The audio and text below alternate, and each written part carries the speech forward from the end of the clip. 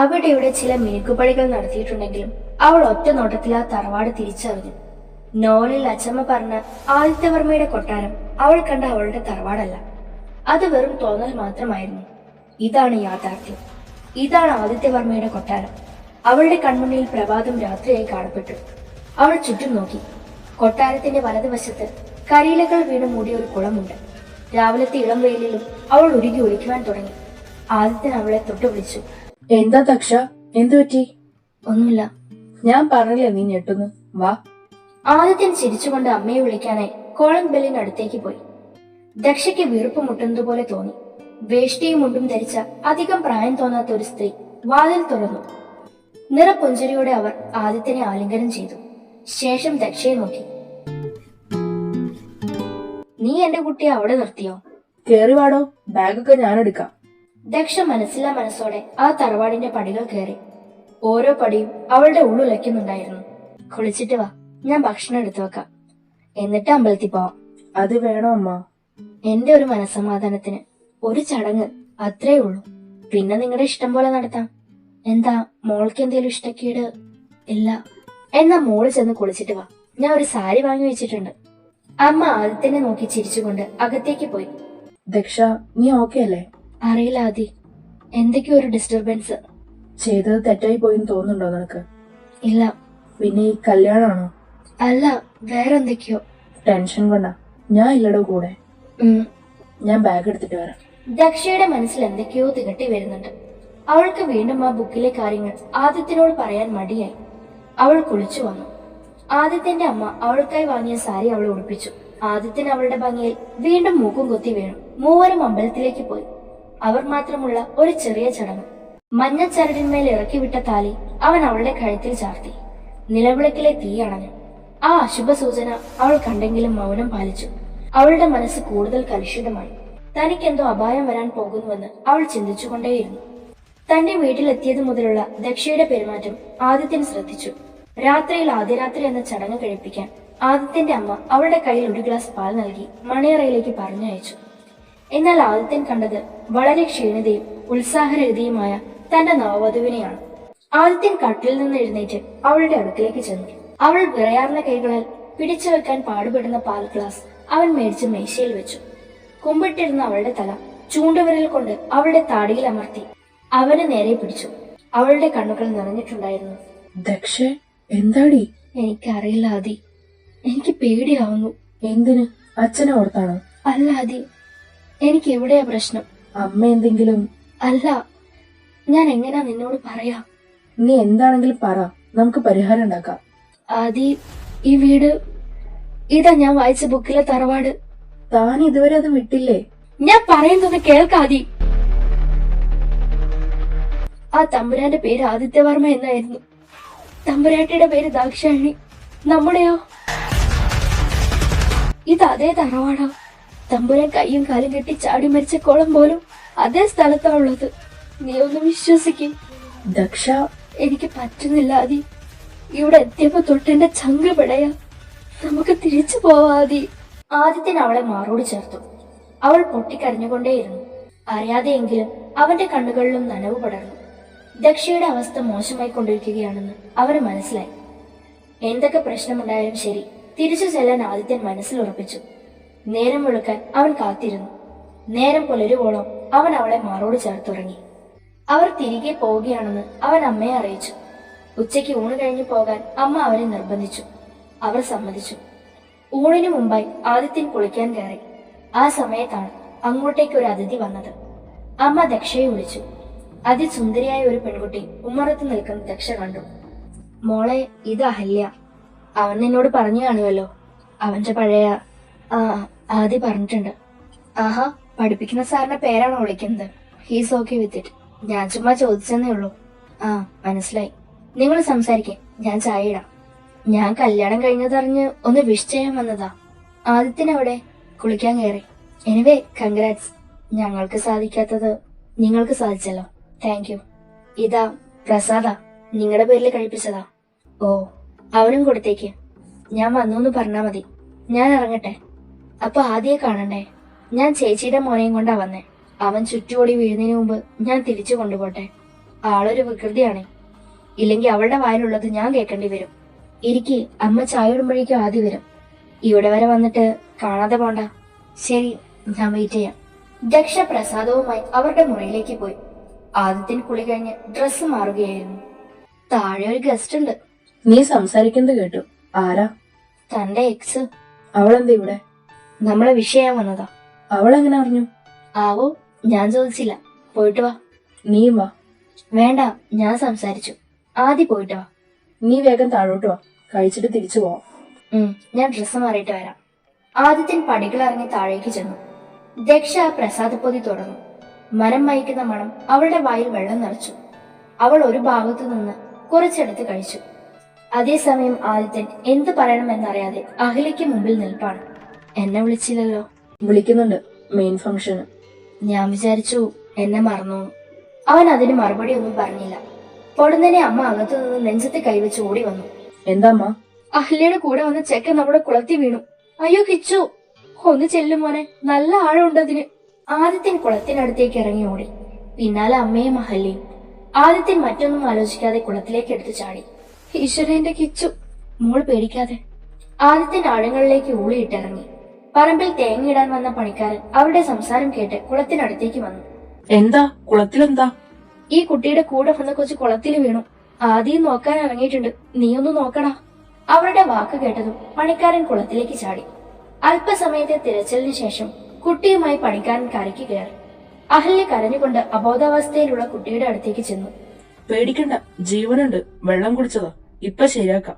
കുട്ടിയുടെ കാര്യത്തിൽ അഹല്യയും അമ്മയും വ്യാകുലരായതിനെ തുടർന്ന് ആദിത്യന്റെ കാര്യം അവർ മറന്നുപോയി. അതേസമയം ആദിത്യൻ ഊളിയിട്ടിറങ്ങിയത് അവന്റെ ഭൂതകാലത്തിലേക്കായിരുന്നു. ആദിത്യവർമ്മയുടെ ചരിത്രത്തിലേക്ക്. എവിടെ വെച്ചാണോ ആദിത്യവർമ്മ അവസാനിപ്പിച്ചത് അവിടെ വെച്ച് ആദിത്യൻ തന്റെ ഭൂതകാലം തിരിച്ചറിഞ്ഞു. കുട്ടിക്ക് ബോധം വന്നതിന് ശേഷമാണ് അവർ ആദിത്യനെ കുറിച്ച് ഓർത്തത്. മോനെ, കൊച്ചിനെ കിട്ടിയടാ, കേറിപ്പോര്. ആദിത്യ. ഞാൻ ഒന്നുകൂടെ ഇറങ്ങി നോക്കണോ? പക്ഷെ പണിക്കാരൻ ഇറങ്ങുന്നതിന് മുൻപേ ആദിത്യൻ വെള്ളത്തിൽ നിന്നും പൊങ്ങി വന്നു.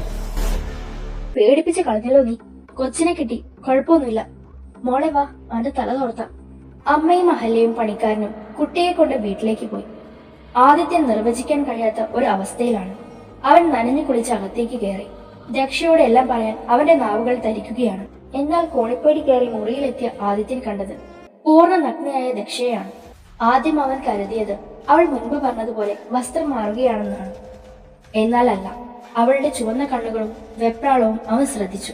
അവൻ കഥക് കൊട്ടിയടച്ചു. ദക്ഷയ്ക്ക് അരികിലേക്ക് ചെന്നു. അവൾ സ്വയംഭോഗത്തിനായുള്ള തയ്യാറെടുപ്പിലായിരുന്നു. ആദിത്യൻ അവളെ തടഞ്ഞു. ദക്ഷ, നീ എന്തേ ചെയ്യുന്നേ? ഹതി, ഐ നീഡ് ദിസ്. ഇല്ലെങ്കിൽ ഞാൻ മരിച്ചു പോവും. Please help me. അവൾ ആദിത്യന് മേൽ പടർന്നു കയറാൻ തുടങ്ങി. ആദിത്യൻ അവളെ തടയാൻ ശ്രമിച്ചെങ്കിലും അവൾക്ക് അന്നേരം അവനേക്കാൾ ബലമുണ്ടായിരുന്നു. അവളുടെ കൈകളിലെ പ്രസാദത്തിന്റെ മണം അവന്റെ മൂക്കിലേക്ക് പടർന്നു കയറി. അത് അവന്റെ തലച്ചോറിനെ പിടിച്ചു കുലുക്കി.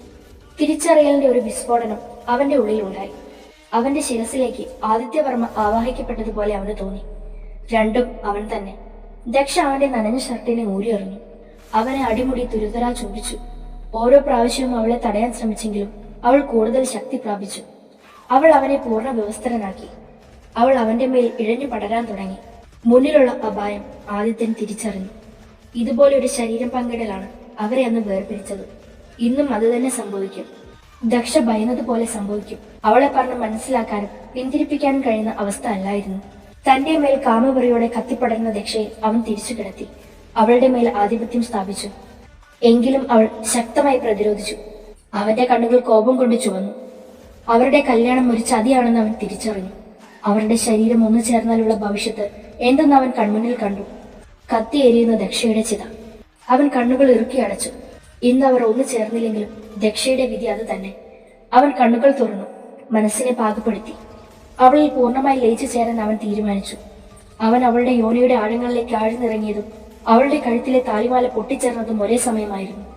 ദക്ഷ ഒരു വലിയ ശബ്ദത്തോടുകൂടി അവന്റെ പുറത്ത് ആഴത്തിൽ അവളുടെ നഖങ്ങൾ കുത്തിയിറക്കി. അവൻ അവളുടെ വിശപ്പിനെ മതിയാവോളം മൂട്ടി. ഒടുവിൽ ക്ഷീണിതയായി അവൾ മഴങ്ങി. ആദിത്യൻ അവളെ പുതപ്പ് കൊണ്ട് പൊതിഞ്ഞു. അവളുടെ നെറുകയിൽ ചുംബിച്ചു. അവളുടെ തലയിൽ തലോടി. അവന്റെ തമ്പുരാട്ടി. അവനൊന്ന് പുഞ്ചിരിച്ചു. ശേഷം ശുചിയായി വസ്ത്രം മാറി പൊട്ടിയ താലിച്ചരടുമായി താഴേക്ക് ചെന്നു. പടിയിറങ്ങി വരുന്നത് ആദിത്യന്റെയും ആദിത്യവർമ്മയുടെയും മിശ്രിതമാണെന്ന് അമ്മ അറിഞ്ഞില്ല. അവന്റെ കണ്ണുകൾ കോപം കൊണ്ട് ജ്വലിക്കുന്നുണ്ടായിരുന്നു. അഹല്യ പോയി. പാവം പേടിച്ചു പോയി. ആദിത്യൻ രക്തദാഹിയായ യക്ഷി കണക്കി അമ്മയുടെ അരികിലേക്ക് ചെന്നു താലിച്ചരട് ഉയർത്തിക്കാട്ടി. അയ്യോ, ഇത് പൊട്ടിച്ചോ? താലിച്ചരട് പോലും സൂക്ഷിക്കാനായില്ലേ? അതിനിത് സാധാരണ താലി അല്ലല്ലോ അല്ലേ? ആ ചോദ്യം അവരിൽ ഞെട്ടൽ ഉളവാക്കി. അടുത്ത നിമിഷം ആ സ്ത്രീ കാണപ്പെട്ടത് ആദിത്യന്റെ ഞെരിഞ്ഞ വരുന്ന കൈക്കടയിൽ കഴുത്തുമായി ചുമരിൽ ചാർത്തിയാണ്. പറ, എന്തിനായിരുന്നു ഈ ചതി? മോനെ! ആദിത്യൻ അവന്റെ കൈ അയച്ചു. അവർ ചുമച്ചുകൊണ്ടേയിരുന്നു. പറ, എന്തിനായിരുന്നു ഈ നാടകം? ഇതിൽ അവളുടെ പങ്കെന്താ? അഹല്യയുടെ അതോ അവള് പറഞ്ഞിട്ടാണോ? അവളുടെ അച്ഛൻ പറഞ്ഞിട്ടാ. അവൾ ഡിവോഴ്സ് ആയതിനു ശേഷം അവരിവിടെ വന്നിരുന്നു നിങ്ങളുടെ കല്യാണം ആലോചിക്കാൻ. അപ്പോഴും നിന്റെ ജാതകപ്പിഴ അതുപോലെ തന്നെ ഉണ്ടായിരുന്നു. നീ വേറെ കല്യാണം കഴിച്ചാലും ആ പെണ്ണ് 1 വർഷത്തിനുള്ളിൽ മരിക്കും.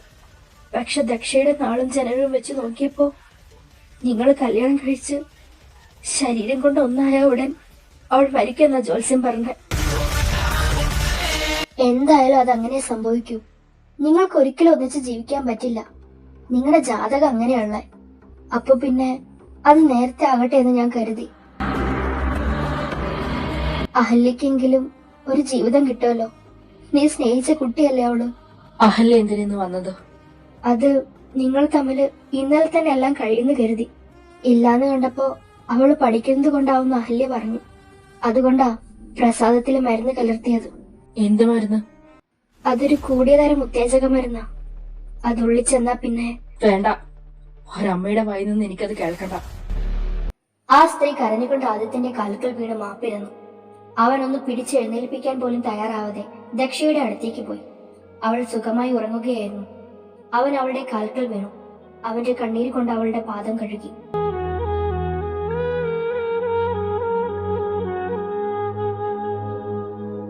അങ്ങനെ തമ്പുരാനും തമ്പുരാട്ടിയും ഈ ജന്മത്തിൽ ഒന്നിച്ചു.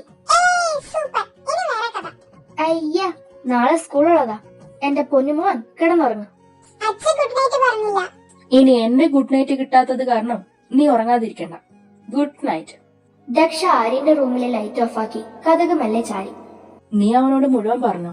ഇല്ല, സെൻസർ ചെയ്ത് കട്ട് ചെയ്താ പറഞ്ഞ്. നീ നാളെ ഓഫീസിൽ പോകുന്നുണ്ടോ? പിന്നെ പോണ്ടേ? അച്ഛൻ വെറുതെ എഴുതി തന്നതാ കരുതിയോ കമ്പനി? നീ ഇനി ബിസി ആയിരിക്കും അല്ലേ? അതൊക്കെ വീടിന് പുറത്ത് മാത്രം. വൈകിട്ട് 6 മുതൽ രാവിലെ 8 വരെ നമ്മൾ മാത്രം മതി. Daksha, I love you. മോനെ ആദി. Okay Thampuratti, let's sleep. Okay mister തമ്പുരാൻ.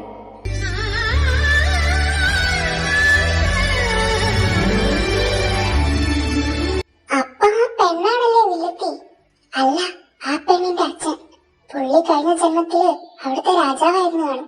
തമ്പുരാന്റെ അച്ഛൻ. പുള്ളിയായിരിക്കും തമ്പുരാട്ടിയെ തീയിടാൻ പറഞ്ഞത്. അപ്പൊ കഴിഞ്ഞ ജന്മത്തിലെ തമ്പുരാന്റെ അച്ഛൻ ഈ ജന്മത്തിൽ മറ്റേ പെണ്ണിന്റെ അച്ഛനായി വന്നത് എന്താ? അതിനിത് റിയൽ സ്റ്റോറി അല്ലല്ലോ, പിന്നെന്താ? എന്നാലും ലോജിക്കില്ല. ആരായിരിക്കും ശരിക്കും വില്ലൻ?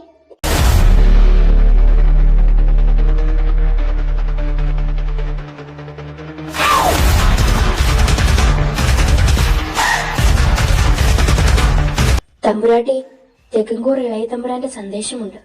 വായിക്കൂ. മന്നോത്ത് തമ്പുരാട്ടി അറിയുന്നതിന്. നാം ആദിത്യവർമ്മ, തെക്കൻകൂർ രാജവംശത്തിലെ അവസാന തമ്പുരാൻ. നമ്മൾ ഇരുവരുടെയും വിവാഹം നിശ്ചയിക്കാൻ പോകുന്ന വാർത്ത അവിടുത്തെ അറിവിലെത്തിയെന്ന് നാം വിശ്വസിക്കുന്നു. എന്നാൽ ഈ വിവാഹം നടന്നുകൂടാ. നാം 3 മാസങ്ങൾക്ക് മുമ്പ് മറ്റൊരു വിവാഹം ചെയ്തതാണ്. ആകയാൽ നിലവിലുള്ള എന്റെ തമ്പുരാട്ടിക്ക് മനപ്രയാസം ഉണ്ടാക്കാൻ സാധ്യതയുള്ള ഈ 2ാം വിവാഹത്തിന് നാം തയ്യാറല്ല.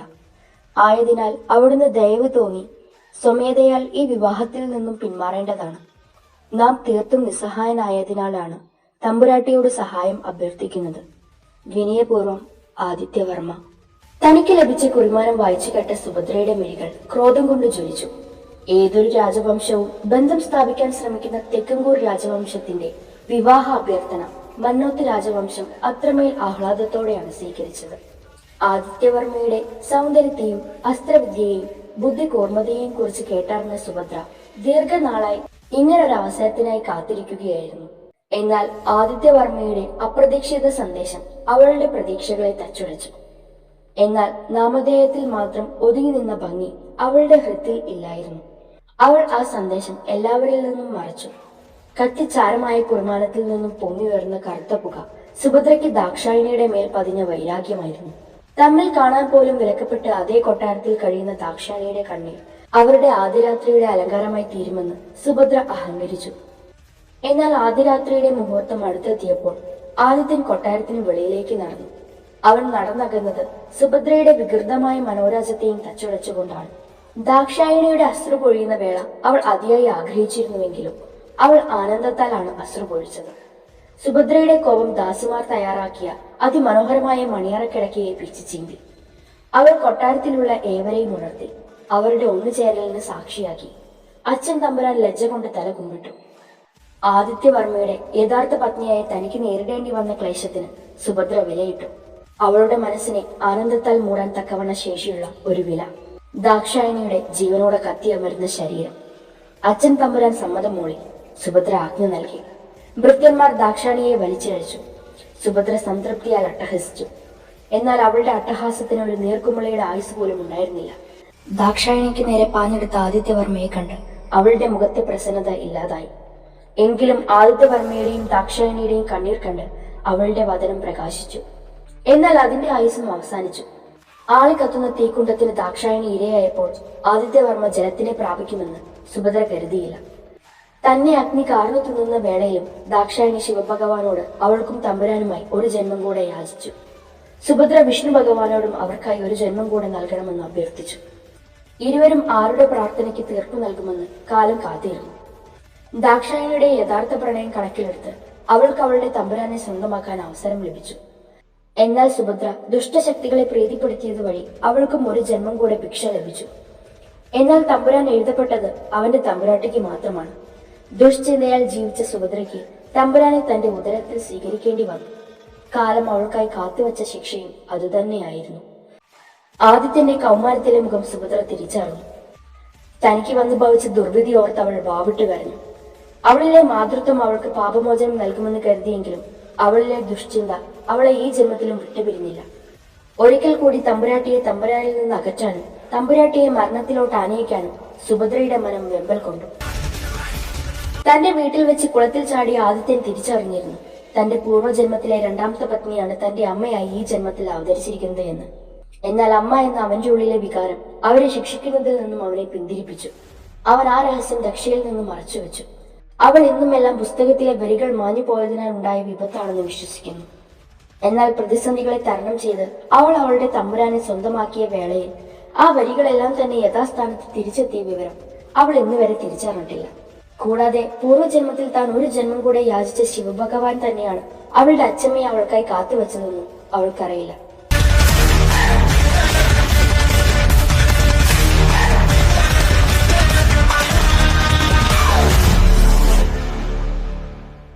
നീ ആര്യനോട് തമ്പുരാന്റെ കഥ പറഞ്ഞോ? ചെറുതായിട്ട്. നന്നായി.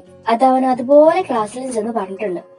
അയ്യോ, ഇപ്പൊ എന്റെ ചെറുതും തുടങ്ങിയിട്ടുണ്ട്. അത് ചുമ്മാ ഉറങ്ങാൻ വേണ്ടി. ഞാൻ ഇറങ്ങുവാ. ഏട്ടൻ വൈകിട്ട് വിളിക്കും.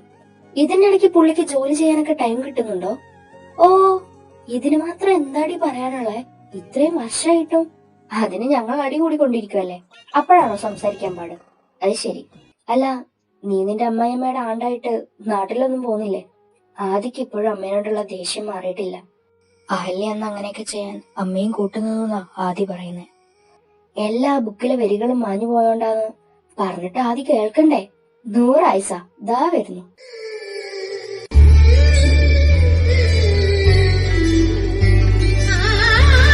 ആഹാ, നീ ഇവിടെ ഉണ്ടായിരുന്നോ? Good evening sir. ഇവളിത് ശീലായി മോളെ, മാറ്റാൻ പാടാ. ഇവള് പിന്നെ പണ്ടേ തുടങ്ങിയതാണല്ലോ പേര് വിളി. കിരൺ എന്ത് പറയുന്നു? ദേ കിരണേട്ടൻ. അപ്പൊ ശരി, ഞാൻ പോട്ടെ. കൊച്ചിനെ കൊണ്ടുപോടി. അയ്യോ അമ്പാടി വാ. ബൈ ആര്യൻ. ബൈ ഡാ.